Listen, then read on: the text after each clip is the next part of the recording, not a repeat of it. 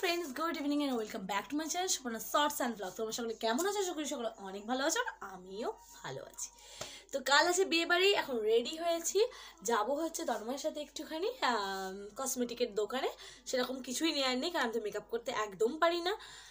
Just চুলটা ভাবছি খোপা করব, চুলের ফুল কেনার জন্য দেখছি কীরকম গাজরা নেওয়া যায়, সেটাই ভাবছি।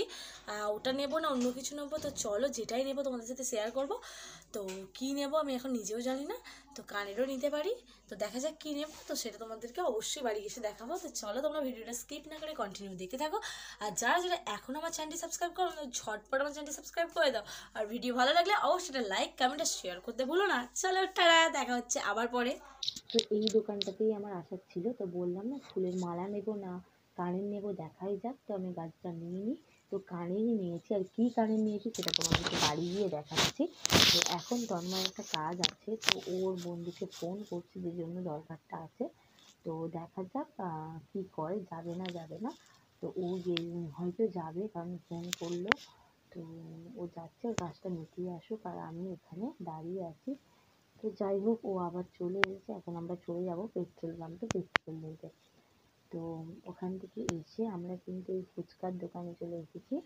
তো ফুচকা খাবো, বাইরে বেরিয়েছি, একটু কিছু না খেলে হয়, তো ফুচকা খেয়ে নেবো। বাড়ি চলে এসেছি, আর কিছুই নিইনি, জাস্ট এই কানেরটা নিয়েছি। এই দেখো, তারা তোমাদেরকে ব্যাক ক্যামেরায় দেখাচ্ছি। কিনি এই কারণেই আমার আছে, আর আমার গোলাপ ফুলেরও একটা আছে, তো যার জন্য আমি কিনে নিই। ভাবলাম যে কানেরটা পড়ে গেল, তো ভাবলাম যে এইটাই কানেরটা বেশ ভালো লাগছিলো, ভাবলাম এটা নিই শাড়ির সাথে পরার জন্য। তো কেমন লাগছে কানেরটা অবশ্যই তোমরা কমেন্ট করো। তো কানেরটা যখন সেজে গুজে পরবো আশা করি দেখতে ভালো লাগবে। তো তোমরা ভিডিওটা দেখো আর দেখতে থাকো, আর বিয়েবাড়ির ব্লগটা অবশ্যই তোমরা পাবে। তো চলো। এটা কে? এটা কে? এটা কার? এটা কার? হাই করে দাও সবাইকে, একটু হাই করে দাও, আর ফ্ল্যাং কিস করে দাও। কেমন আছো তুমি? বাজি বাজি, লোকে বলে বাজি। Friends, good evening. তো কথা হয়েছিল কালকে তোমাদের সাথে সেই সন্ধ্যাবেলায়, আজকে আবার কথা হচ্ছে তার পরের দিন সন্ধ্যাবেলায়। তো বলেছিলাম বিয়ে বাড়ি যাব, তো মানে খুব কনফিউজ কোন শাড়িটা পরবো, কি পরবো তাই নিয়ে। মানে আমার একটা শাড়ি চাইছে, খুব পছন্দ, ভাবছিলাম সেটা পরবো, কিন্তু শাড়িটা না প্রচণ্ড হালকা আর প্রচণ্ড পাতলা, মানে সিল্কের ওপর, যেটা পরলে কিন্তু ঠান্ডা ভীষণ লাগবে। আর বুঝতেই পারছো বিয়ে বাড়ি গায়ে চাদর বা সোয়েটার কিছু পরা যাবে না, সেই কারণেই বুঝতে পারছি না কোন শাড়িটা পরবো। দিয়ে ফার্স্ট ভাবলাম বউ ভাতে, মানে আমার রিসেপশানে যে শাড়িটা তুতে কালারের, তো সেই বেনারসিটা পরবো, কিন্তু ওটা এত হেভি ওয়েটের শাড়ি। তো দিয়ে ভাবলাম যে না পরবো না, কারণ ক্যারি করতে প্রচুর প্রবলেম হয়, যার জন্য পরতেই ইচ্ছা করছে না। তো আমার বিয়ের যে শাড়িটা, তো বিয়ের বেনারসিটা শেষ পর্যন্ত ভাবলাম সেটাই পরবো। তো চলো আমার ফাইনাল লুক নিয়ে এরপর আমি তোমাদের সামনে আসবো। তো তার আগে শাড়িটা তোমরা একটু দেখে নাও। এই যে এটা হচ্ছে আমার বিয়ের বেনারসি, তো দেখো কতটা গর্জিয়াস। আমার বউ ভাতের বেনারসিটাও কিন্তু ভীষণই গর্জিয়াস, বাট এর থেকে ওর ওয়েটটা অনেক, আর যার কারণেই কিন্তু আমি ওটা না পরে শেষ পর্যন্ত ঠিক করলাম যে এটাই পরবো। তো এই যে ফাইনালি আমি রেডি। তো আমাকে কেমন লাগছে অবশ্যই তোমরা কমেন্ট করে জানিও। আর আমি মোটেও খুব সুন্দর সাজতে পারি না, আর মেকআপ তো একদমই করতে পারি না, যেটুকু পেরেছি করেছি। তো দেখো সবাই কেমন লাগছে। আর তন্ময়ও বাড়ি নেই, দিদি ভাইরাও আসবে, তো ওরা এলে আমি অবশ্যই তোমাদেরকে আবার ব্যাক ক্যামেরা করে দেখিয়ে দেবো, তখন তোমরা অবশ্যই বলো কেমন লাগছে। তো চলো ভিডিওটা দেখতে থাকো তোমরা। তো এই দেখো আমরা তিনজনে রেডি হয়ে গেছি। এবার ননদ, মুখ দেখা, লাইট একটু কম আসছে, একটু বুঝে নাও কেমন লাগছে।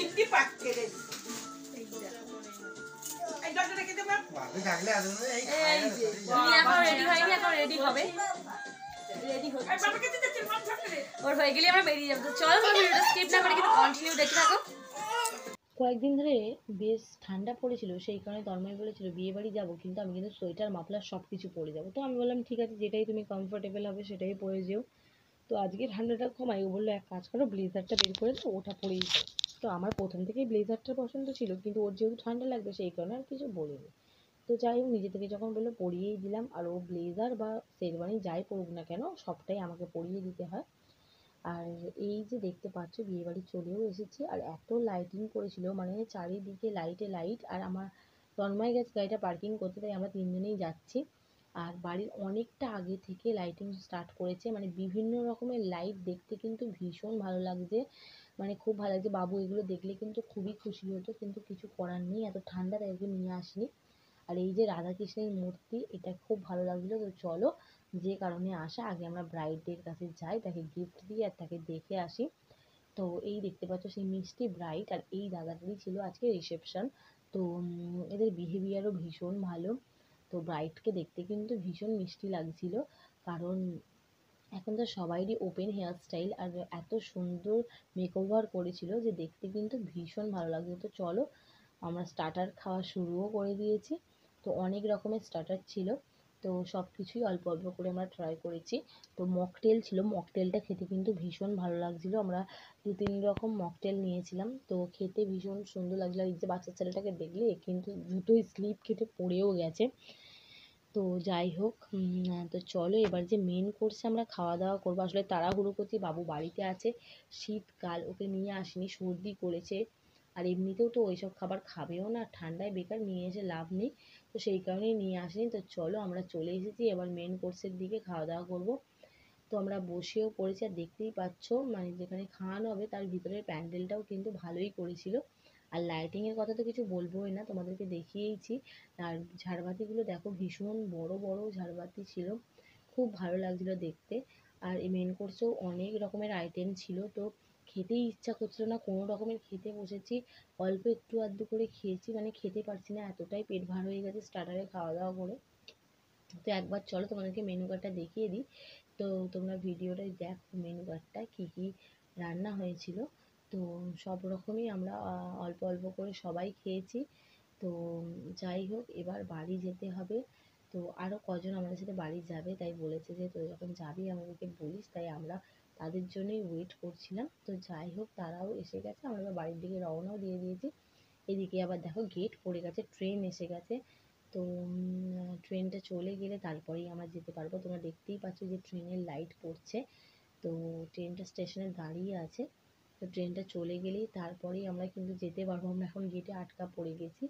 তো যাই হোক, ট্রেনটাও দেখা হয়ে গেল, যদিও বা এখন রোজ দিনই ট্রেন দেখা হয়, যেহেতু বাড়ির সামনেই ট্রেন লাইন, তোমাদেরকে আগেই বলেছি। তো রাত্রে দেখতে তো এসব আরোই ভালো লাগে। তো যাই হোক, ট্রেনটা চলে গেলে তাড়াহুড়ো করে বাড়ি যাবো বলে চিন্তা করছি, কারণ বাবু আছে বাড়িতে, জানি ভালোই আছে, তবুও টেনশন হচ্ছে। আর দেখো আসার সময় একেবারে চাদর টাদর গায়ে দিয়ে এসেছি, এতটাই ঠান্ডা আর ক্লান্ত, দেখতেই পাচ্ছ অবস্থা। আমার ননদ তো এইদিকে সব কিছু খুলতে শুরুই করে দিয়েছে।